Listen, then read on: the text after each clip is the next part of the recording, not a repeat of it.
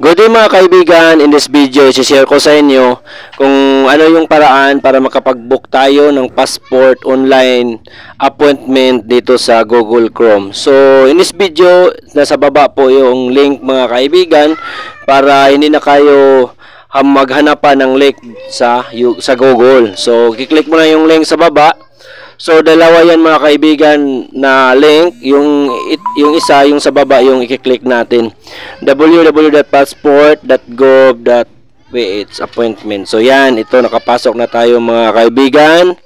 So, hintayin natin na maglo-load dahil mabigat yung website na ito dahil DFA po, government. So, maraming nagki-click or maraming mga running na mga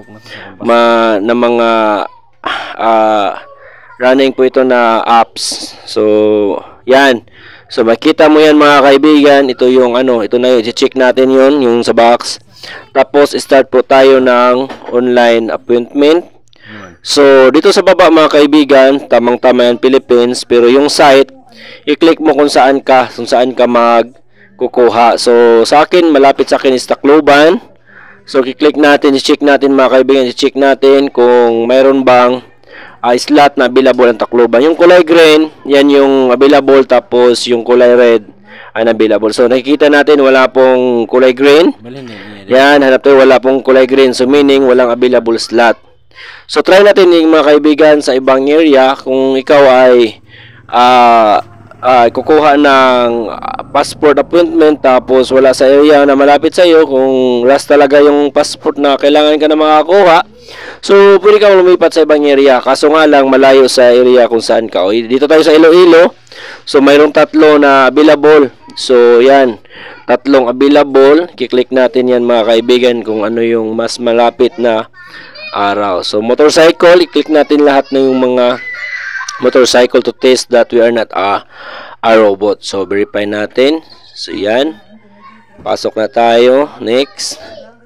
Okay, so yan, sa baba mga kaibigan, yan na, isa-supply natin ang mga kailangan ng passport para ng DFE para makapag-proceed tayo step by step yan mga kaibigan.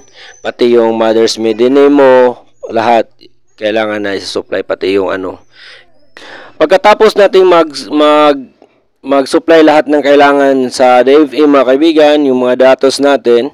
So, mag-send sila ng email doon sa email na nilagay natin.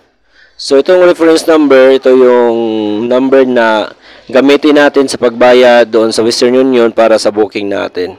So, pagkatapos, mag-send ulit sila na confirmation na successful na yung booking natin. So, sa baba nito mga kaibigan, i-scroll mo lang.